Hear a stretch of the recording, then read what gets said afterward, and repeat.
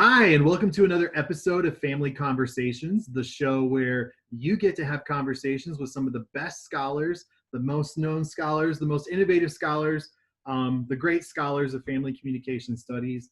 Now that I've embarrassed myself with that intro, I'm Jimmie Manning, Chair and Professor of Communication Studies at the University of Nevada, your host for Family Conversations.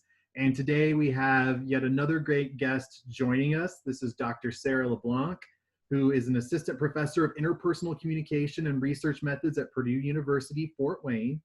Her research intersects between health and family communication, and she is currently exploring a link between supportive communication, postpartum depression, and the infant mortality rate. So some important work that she's doing there.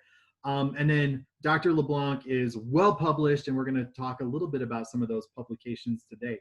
So thank you for joining us, Dr. LeBlanc. How are you doing?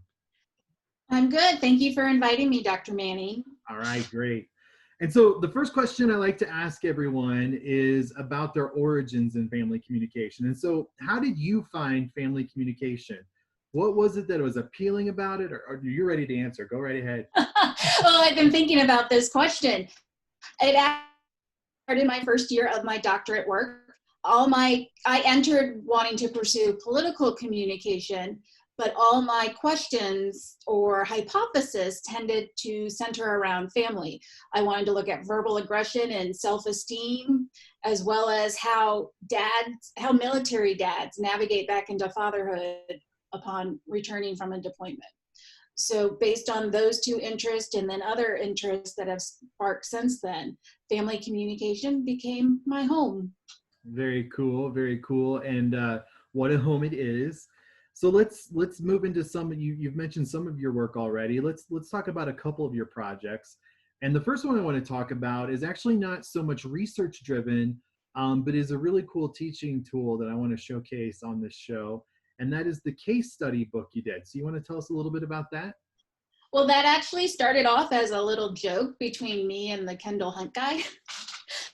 He said, "We have a case study book for everything." And I went, "Oh, really? You have one for Family Com?" And he said, "No, we don't have one for Family Com. Would you like to write one?" So I thought about it and I said, yes. And this case study book is a collection of some of the best scholars that I've had the chance to meet because of this project. So many of them were strangers to me, and while we may only know each other through email, I was honored that they wanted to contribute a chapter. And what's unique about this book is that it examines various family types: adoptive, intergenerational. The only type that's missing and that I would like to correct, if there's an addition to, would be LGBTQ families. Just kidding. But that I know, and I didn't realize it until I went through it a couple more times since it's been published. But that is one of the changes I tend to make in the second edition. Yeah, well, I'm glad you're being reflexive about it.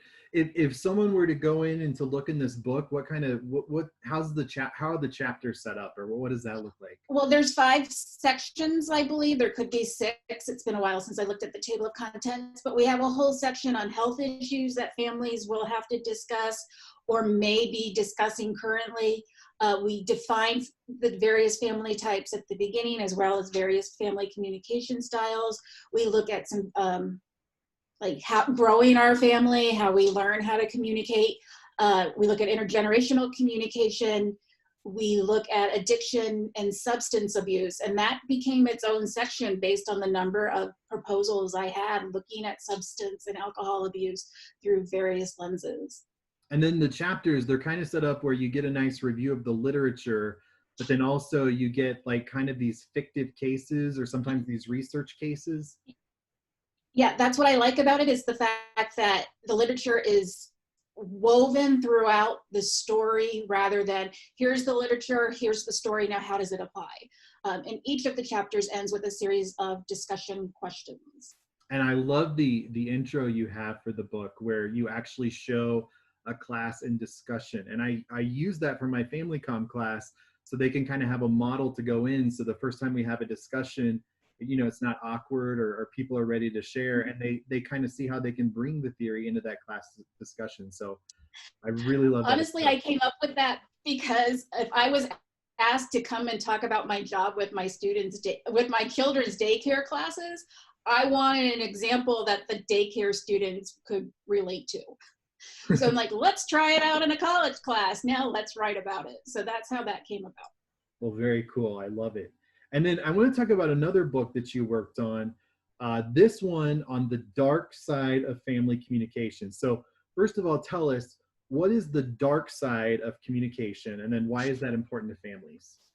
Well, the dark side, I define it as the issues we don't talk about or the issues that we're afraid to talk about. So for a lot of families, it's the lack of communication on what can be considered difficult topics or taboo topics. Stuff that you can do with it is tremendous. I have written about losing parents, seen as the dark, defining grief as dark communication. I wrote about my uncle's murder because of some of the characteristics that he had fit into how we define dark communication within that text. Wow. Wow. And so if someone were kind of looking at a topic that's more secretive within families, is that what you mean by less communicative or difficult conversations? Yes, that secrets could be, can manifest into dark communication. There are positive secrets. There are not so positive secrets.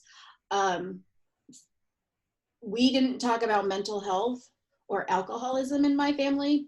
And so for me, I consider those dark topics, but if your family's comfortable having those discussions, then you might define them as a bright topic. So what's nice about how I see and use dark communication is that students can see it from both sides. They can see the bright side as well as that very dark side. Yeah, and I love the way that you all set that up contextually within the book to kind of say there are no inherent dark side topics. And then that also evades some of the critiques of dark side and how we relate that to certain people, right? So I really appreciate that you look at the contextual nature of that. So, you've done a lot of work. You've done autoethnographic work, you've done social scientific work, you've done some theorizing with the Dark Side Project, you've done some teaching. I mean, you've got a lot of experience in family communication. And so with that in mind, where do you think family communication studies is heading? Like, what do you see as the future for family comm? Or maybe the better question is, where do you think it should go? So let's talk about that.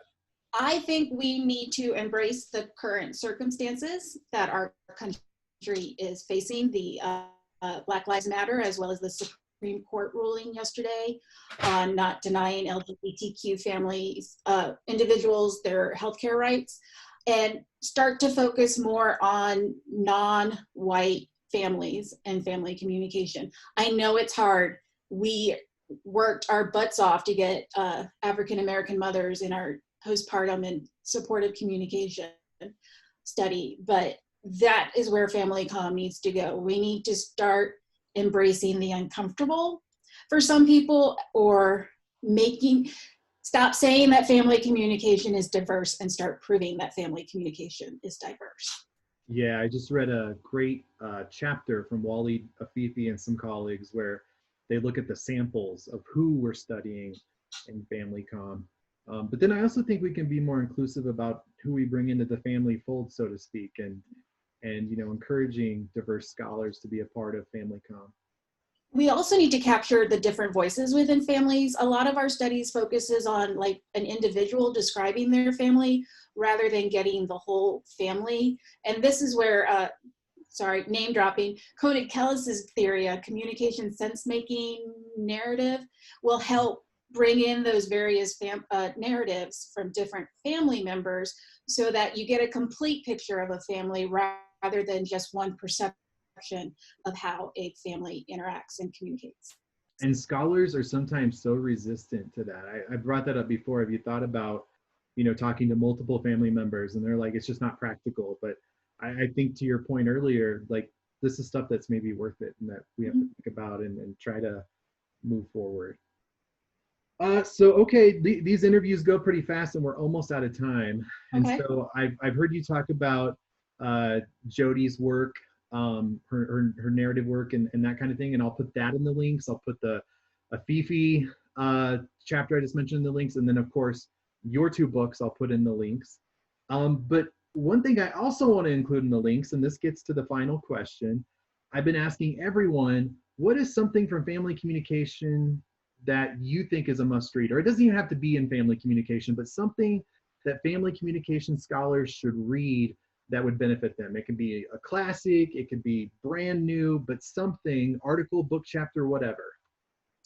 My must read article that I will not drop from my reading list is Freightwave, and I can't remember the other author's name, but it's in Family Theory Review from, and it's about the different family theories, the most popular family theories that we use. And the reason why I use that is to try to challenge, especially my graduate students, to think outside the box. Stop going towards the popular theories. This is what's already been done with them. Let's go to the non-popular theories. Byron, no, not Byron, Galvin. Galvin, I think it's Galvin. Braithwaite and Galvin. Yeah, I love that piece. And it also sets up discourse dependence, which I think is really cool. And then they even nod to like the communibiological stuff and the critical stuff. So yeah, I'm a big fan of that article as well. And since I like exploring autoethnography and family communication, I also recommend Wyatt and Adams on writing family or writing off family. It's a collection of autoethnographies in a book, in book form, but that is also one of my go-to. Yeah, I am using it in my family comm course right now. I was like, it's not on my desk, but I realized I moved it over to my reading chair.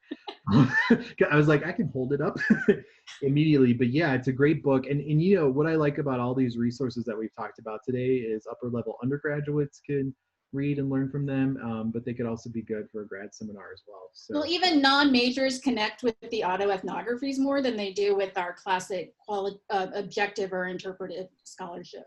Yeah, so. yeah. The thing that I love the most about autoethnography as a teaching tool is people will say, well, I don't get that, or I think they're being selfish, or they'll say something, but autoethnography helps us to understand, you know, how we get situated in those moments where maybe we're not on our best behavior, or even, you know, the latitude of feeling. So I love that students, like, I'll never forget, this isn't family related. Somebody was like, I don't understand about cutting. And I started thinking, I don't understand what cutting is either, and how you get in that space. But I read an autoethnography, and although I can't feel that exactly, I get where they're coming from and why they would do that. So I love that about autoethnography. You've written some autoethnographies. Let's do a bonus question. What's an autoethnography of yours that people might check out? I have one coming out about the day I learned my mother died, which I actually started in our seminar last summer. And I am currently revising one on an estrangement, family estrangement, autoethnography. So those are my two recent ones. Very cool. Send me the citation and I'll get that in the links as well. Okay. And then you heard her mention seminar. We were at the NCA Institute for Faculty Development. One of the best programs out there. I almost don't want to mention it on here because it's unfortunately a well-kept secret, but it is such an, tell us a little bit about what that is. Another bonus. Okay, so I've been to the Hope Seminar twice. I know you pretty much go every summer, and this summer it's been canceled, but it's a week of rubbing elbows with some of the big names in various fields of communication, and you walk away making new friends, meeting people whose names you probably have only seen on scholarship, and then fostering a wealth of new ideas to research. So yeah, I was like, I wonder what it would be like to take a graduate seminar with Dr. Lisa Flores, and then you get to do it for a week. So it's a really cool experience. All right, we are out of time now. Thank you so much for joining us for the conversation and being a part of this. And then for those watching, stay tuned. We have more family conversations coming forward. The production values aren't the best, but the talent is immense. And that was no exception today. Thank you so much, Dr. LeBlanc, for joining us. And goodbye, everybody.